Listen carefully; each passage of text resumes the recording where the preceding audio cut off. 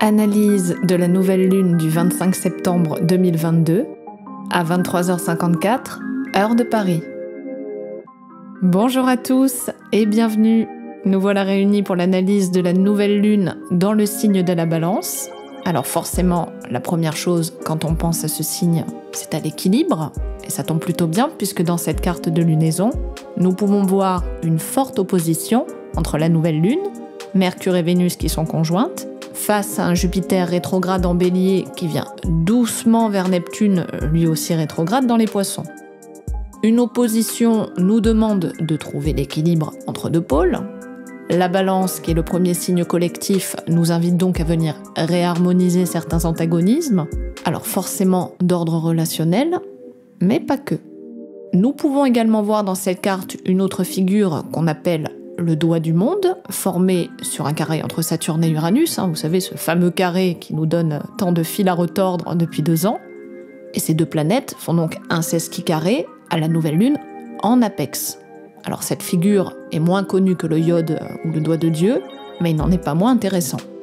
C'est un aspect de tension, c'est vrai, mais qui va nous permettre aussi une plus grande prise de conscience de ce dont nous sommes capables, pour nous permettre davantage de responsabilité, tout en prenant en compte l'extérieur et le besoin des autres, donc typiquement Balance. Cette figure très exigeante pourrait nous forcer à lâcher le contrôle, l'excès de pouvoir au profit d'une meilleure gestion de ces énergies. Alors bien sûr, nous allons décortiquer tout ça au fur et à mesure, mais voilà les grandes lignes sur lesquelles nous devrons travailler ces prochaines semaines. Vénus est le maître de cette nouvelle lune et le dépositaire de ce doigt du monde qui fait un très beau trigone à Pluton, le roi de la transformation radicale. N'oublions jamais que le plus grand pouvoir que nous ayons ne sera jamais mieux maîtrisé que par la puissance de l'amour et du respect de l'autre. Alors, si ce programme est OK pour vous, nous pouvons commencer l'analyse. Allez, c'est parti.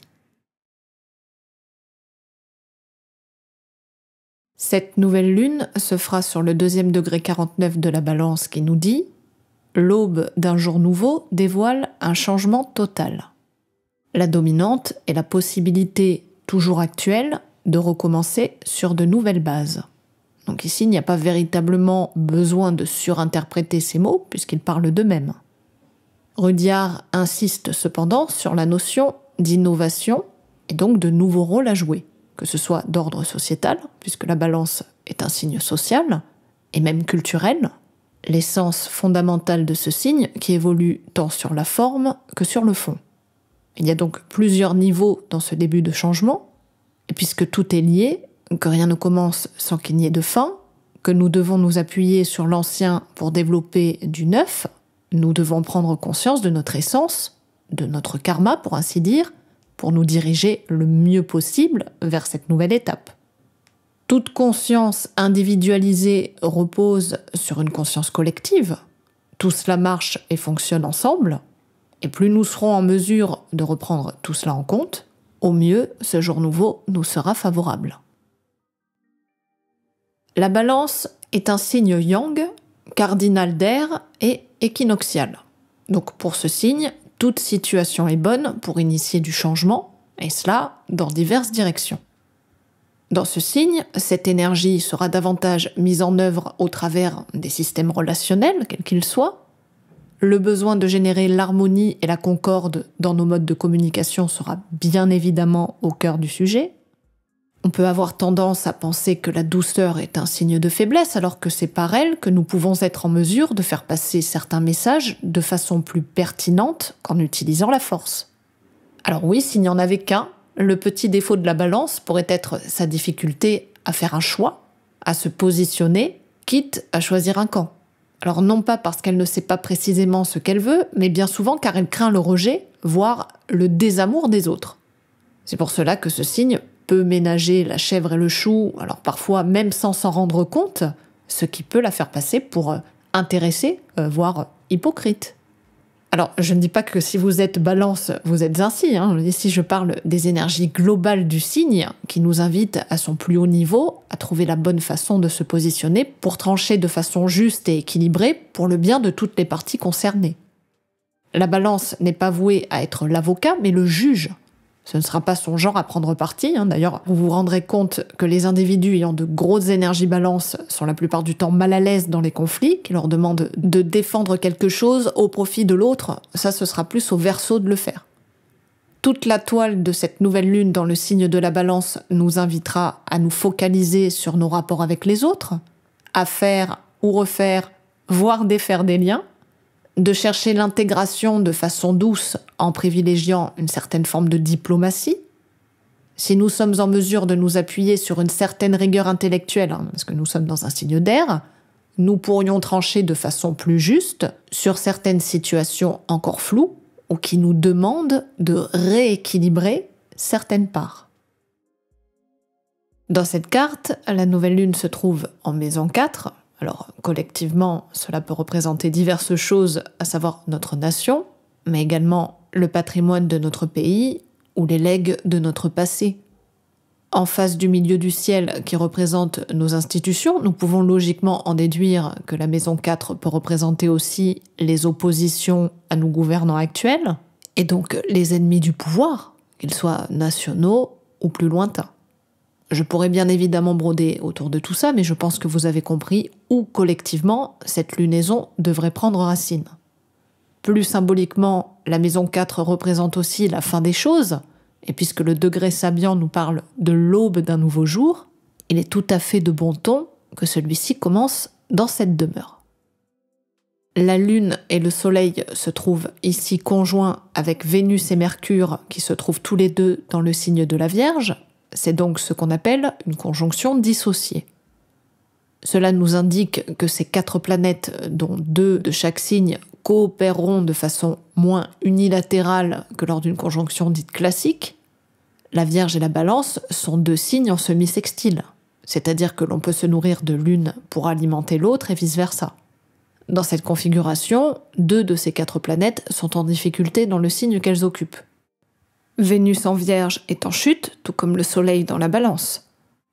La Lune en Balance est pérégrine, c'est-à-dire neutre, tandis que Mercure en Vierge est en domicile. Donc c'est Mercure qui sera la planète la plus puissante de cette conjonction dissociée. La communication, le mental, les échanges seront donc les moyens les plus efficaces pour utiliser les énergies de cette lunaison. Alors Mercure est encore rétrograde, mais cela ne lui enlève en rien de sa puissance. Il y aura juste plus d'introversion dans sa façon de communiquer, tout en gardant l'avantage d'une compréhension intérieure plus profonde qu'au mode direct. Je reviendrai bien sûr plus longuement sur les aspects de Mercure un peu plus avant, mais sachez seulement que cette conjonction en ce début de lunaison dans la Balance se nourrit simultanément des énergies de la Vierge, comme si celle-ci devait encore nous être utile. La lunaison précédente nous invitait clairement à ne pas nous précipiter, car nous avions beaucoup de tri et de purification à faire. En entrant dans le premier signe collectif de la Balance, la Vierge nous rappelle que ce travail doit être encore développé dans ce domaine.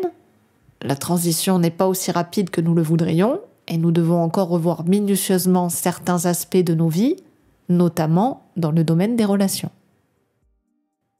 Comme j'ai pu vous le dire en introduction, cette nouvelle lune fait une opposition avec Jupiter rétrograde en Bélier. C'est un aspect clairement inflationniste puisque Jupiter augmente tout ce qu'il touche. On pourrait commencer cette lunaison de façon disproportionnée. Des excès en tout genre et une capacité à voir trop grand peut exister. Donc de quelle façon pourrait-il se traduire ? Cette opposition est dans l'axe Bélier-Balance qui nous parle du jeu face au nous, de l'individu face aux autres, de la notion de faire comme il nous semble juste, face aux besoins parfois différents des autres, de l'art de la guerre face à celui de la paix et de la concorde. Donc toutes ces énergies devraient prendre beaucoup de place.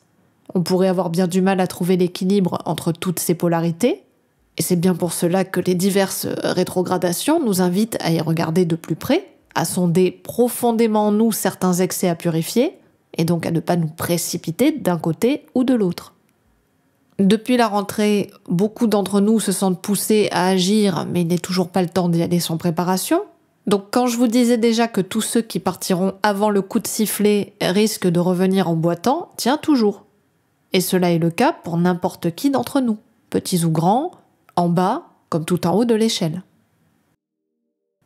Revenons maintenant sur ce fameux doigt du monde, comme a pu l'appeler Rudyard, Les anglophones nomment cette figure Thor's Hammer ou le marteau de Thor, qui forme un triangle composé d'un carré à la base et de 2 sesquicarrés pointant vers un point en apex. Alors avant de vous détailler tout ça, disons 2 mots sur ce fameux marteau. Thor est un personnage issu de la mythologie nordique qui est le dieu de la foudre et du tonnerre. Donc il utilise régulièrement son marteau, une arme qui a le pouvoir de revenir à la main de son lanceur pour terrasser ses ennemis.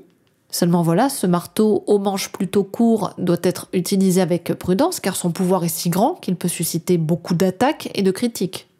Et c'est bien cela qui se joue dans cette figure si nous n'y mettons pas toute notre conscience dessus.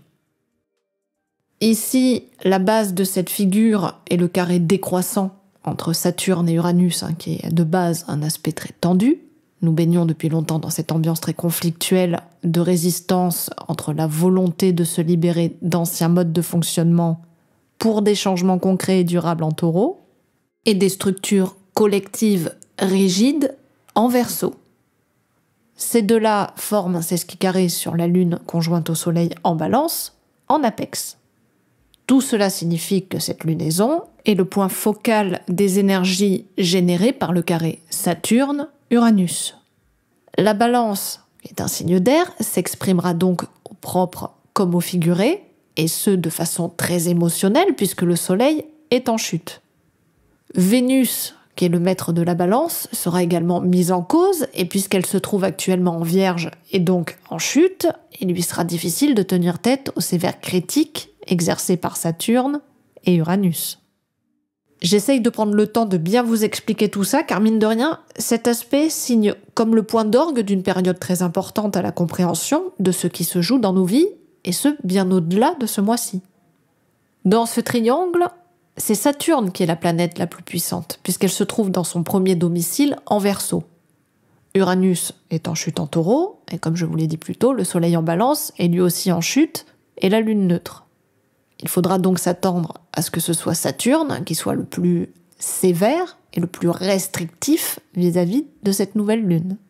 Un peu comme si la résistance au changement demandé par cette nouvelle Lune se trouvait comme verrouillée, ce qui peut provoquer une tension considérable. Alors vous pourriez me dire, mais quelle est la porte de sortie avec tout ça ? Devons-nous encore et toujours subir ces assauts saturniens à la queue basse ? Bien sûr que non.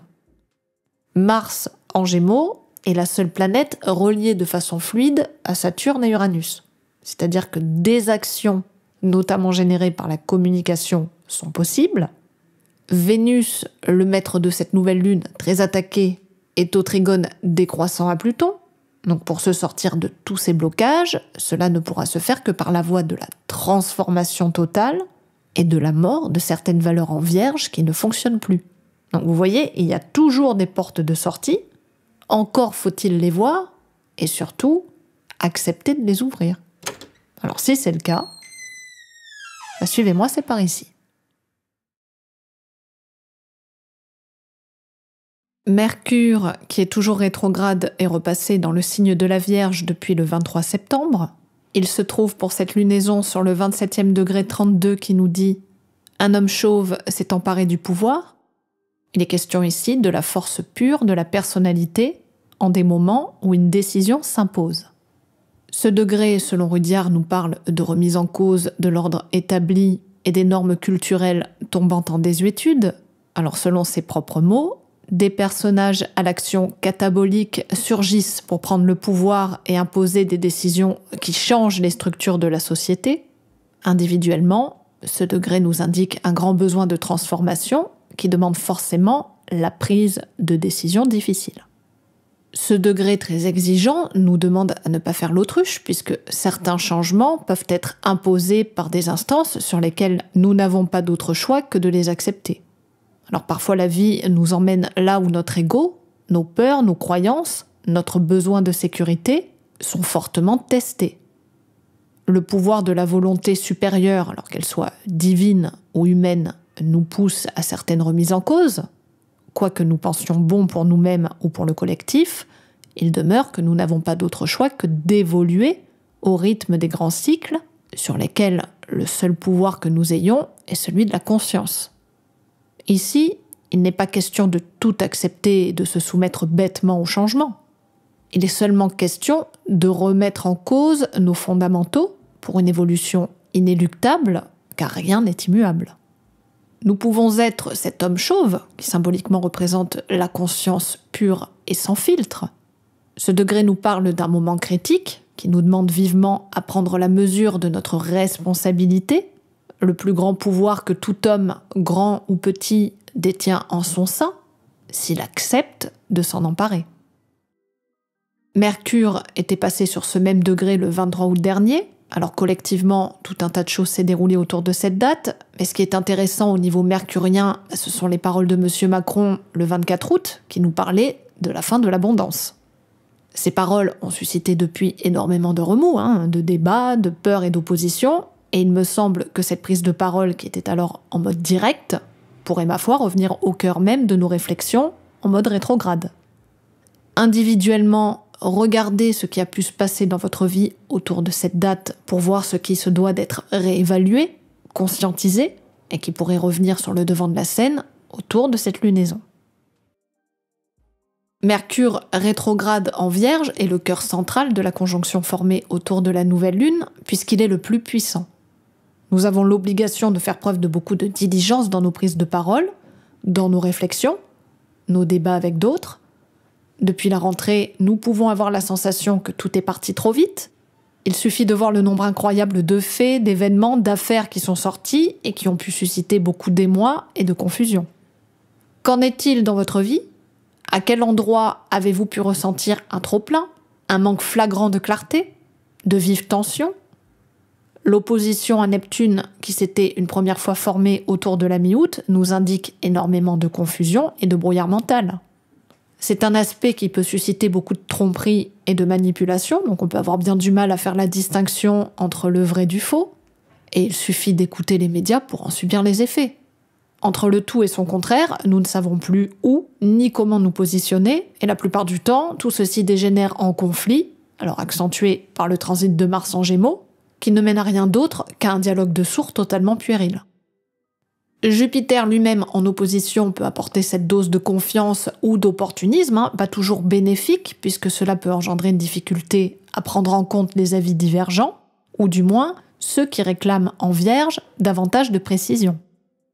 C'est un aspect qui peut être très moralisateur, très paternaliste. Alors parfois nous pensons à tort détenir certaines vérités, mais celles-ci ne seraient-elles pas plus des croyances ? Et quand bien même celles-ci seraient fondées, aurions-nous l'humilité nécessaire en acceptant qu'elles ne conviennent pas à tout le monde ? Vous voyez, nous sommes au cœur d'une période qui nous teste très lourdement sur nos systèmes de croyances. Alors oui, nous pouvons avoir le sentiment que certaines bases ne sont pas si solides que ça, et parfois même nous rendre compte à quel point une partie de notre vie reposait sur du mensonge. Alors cela peut être très douloureux, très déstabilisant, mais la Vierge est un signe mutable, et nous devons de faire preuve de flexibilité dans nos systèmes de pensée si nous souhaitons potentialiser au mieux toute cette période. C'est un passage très ambigu, très complexe, c'est vrai, mais extrêmement formateur puisqu'il nous demande à allier l'exigence à la souplesse. En serons-nous capables ? Le trigone décroissant à Pluton est un très bel aspect puisqu'il nous donne la possibilité d'utiliser avec beaucoup plus d'acuité et de profondeur certains aspects encore troubles ou cachés. La conscience collective serait-elle en train de s'éveiller davantage ? De comprendre certains mécanismes, certaines tromperies ? C'est un moment très bénéfique pour tout ça. Dans votre vie individuelle, regardez dans quelle maison ce beau trigone se place pour définir plus concrètement où vous pourriez tirer votre épingle du jeu. Dans cette carte, c'est en maison 8, la maison de l'argent et du pouvoir occulte, entre autres. Certaines révélations encore intérieures pourraient arriver à la conscience et se révéler plus publiquement lors de la remise en mode direct de Mercure. Alors bien sûr, la maison 8, c'est une maison de crise, mais nous sommes obligés d'en passer par là. C'est bien pour cela que, pour le moment, il est toujours bon de ne pas se précipiter. Tout est une question de bon timing.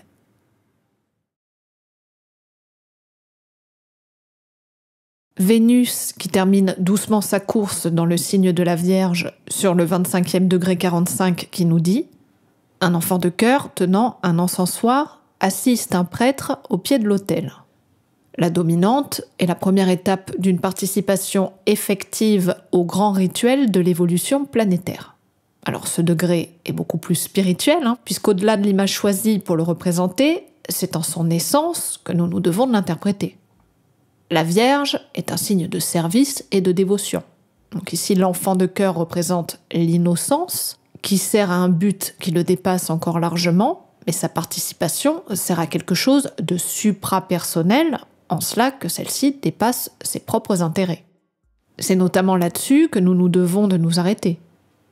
Vénus en Vierge est en chute, les énergies de ce signe ont du mal à s'acoquiner avec celles de la planète qui trouve toute son énergie dans le signe d'à côté en Balance. Pour le moment, elle peut se sentir très limitée, puisque la Vierge la pousse à faire preuve d'un dévouement très pragmatique, de chercher en son fort intérieur ce qui la relie bien au-delà de l'expérience humaine. Et pour cela, Vénus, avant de s'embarquer dans une union, une fusion tant espérée, se doit de purifier en elle-même sa capacité d'aimer et de se dévouer. Comment, direz-vous ? Eh bien, en développant sa foi. Que ce soit en elle-même pour commencer, mais en l'autre et en ce qui est intangible, mais non moins présent.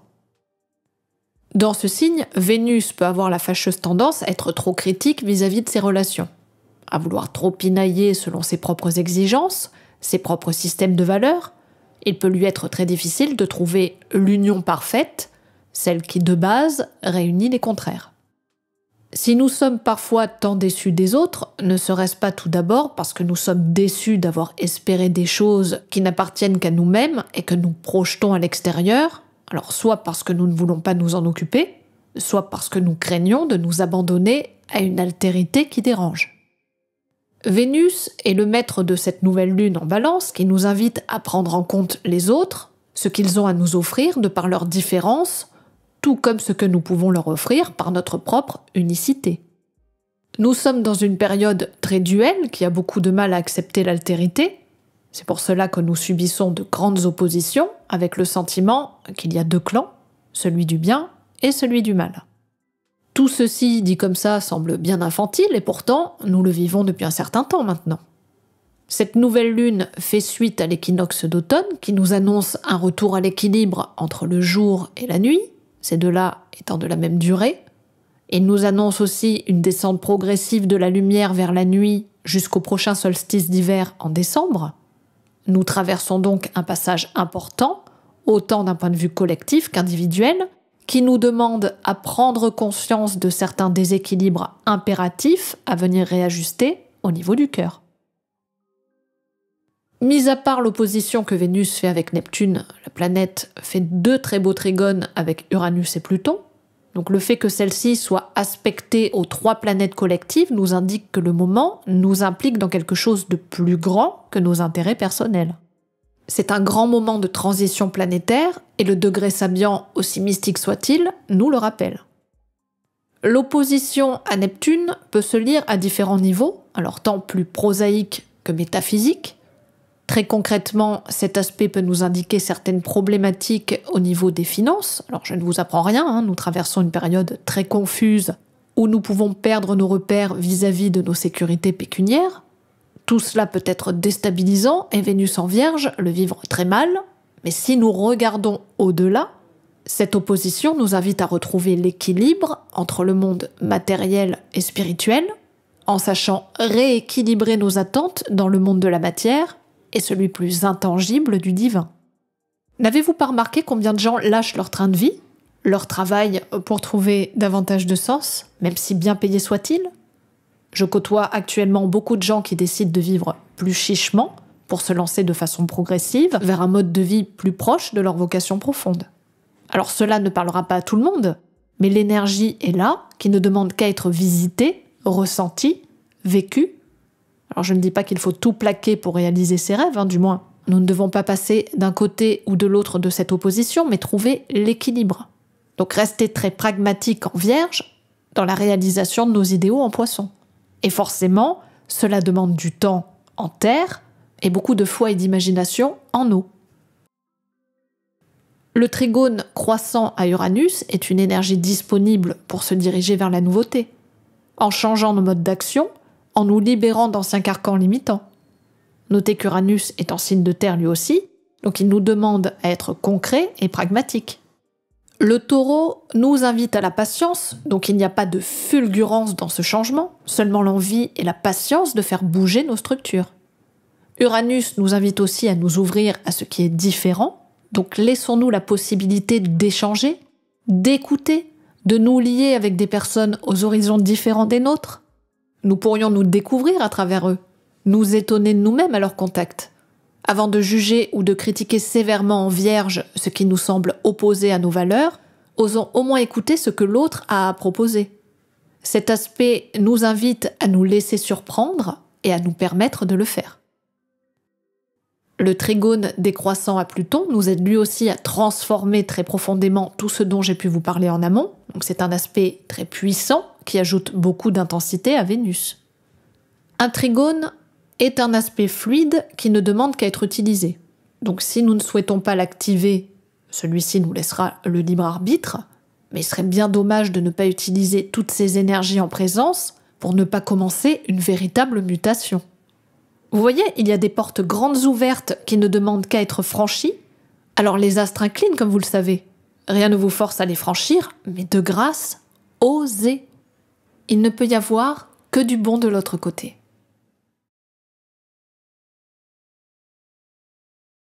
Alors, quelques mots sur Mars, qui continue sa course dans les Gémeaux et qui fait de beaux aspects avec Saturne et Uranus, mais qui fait un carré croissant à Neptune, ce qui peut générer là aussi pas mal de confusion et une certaine dispersion, certaines actions étant menées sans véritable discernement. Dans cette carte, la planète est en maison 12, la maison des secrets, mais également de la tromperie et des ennemis cachés. Donc, que cela pourrait bien dire collectivement. Devrions-nous nous attendre à ce que certaines actions, certaines informations, puisque Mars est en Gémeaux, agissent de façon trouble? Tout ceci est très possible, puisque le climat dans lequel nous baignons est fortement duel et que nous avons bien du mal à prendre en compte les besoins et les desiderata des autres, il est évident que certains puissent en profiter pour manipuler certaines actions dans leur coin. Individuellement, nous devons là encore faire preuve de beaucoup de transparence et de diligence dans nos actions. Le trigone croissant à Saturne nous invite à nous appuyer sur le temps et la patience pour arriver à nos fins. Il n'est pas question ici d'appuyer sur l'accélérateur, même si Uranus est au semi-sextile croissant. Cet aspect nous indique simplement qu'une prise de conscience est en train de se faire. Souvenez-vous que ces deux planètes étaient en conjonction avec le nœud nord le 2 août dernier. Depuis ce temps, l'aspect encore en état de potentialité, de graine pour ainsi dire, commence doucement à s'ouvrir. Saturne nous aide à acquérir la patience nécessaire pour accompagner ce processus sans nous prendre les pieds dans le tapis. Le coup de sifflet n'a pas encore eu lieu, et c'est là que nous nous devons de faire attention au carré de Neptune qui peut nous induire en erreur, nous morfondre dans une certaine apathie, ou pire, nous pousser à mener certaines actions subversives pouvant se retourner contre nous. Le sextile croissant à Chiron peut nous aider à identifier pour le moment certaines blessures liées à notre manque de confiance, notre peur à nous engager, à nous fier à notre guerrier intérieur. Utilisons ce temps pour penser certaines plaies, nourrir notre feu sans nous noyer dans les brumes de l'océan. Tous ces aspects nous enjoignent à faire preuve de mesure et d'honnêteté, alors vis-à-vis de soi-même, tout autant qu'à l'extérieur.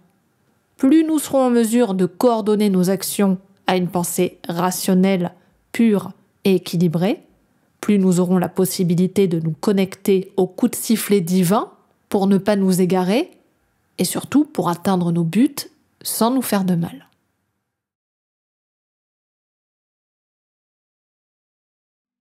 Les nœuds lunaires se situent quant à eux sur l'axe 5-11 de cette carte. Cet axe nous parle des polarités entre la maison du Lion en maison 5 qui affirme son désir de création selon ce que lui dicte son cœur, et la maison 11 relative au Verseau qui collabore à des projets d'ordre collectif dans un but d'élargissement et de partage. Bien évidemment, il y a beaucoup à dire sur cet axe et nous pourrions le prendre de différentes façons. Alors j'ai choisi de développer ceci car il me semble de bon ton avec la nouvelle lune en Balance, qui tout comme le Verseau et la maison 11 où se trouve le nœud nord, exprime le besoin d'union. Alors ce qui pourrait distinguer le Verseau de la Balance, ce serait la forme davantage que le fond.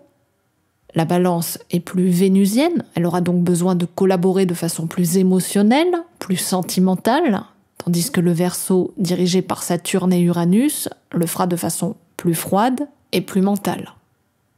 Le nœud sud en maison 5 nous indique nos capacités de créateur singulier, notre besoin de faire briller ce qui vibre en nous, que ce soit une vocation, un idéal, un projet qui nous rend vivants.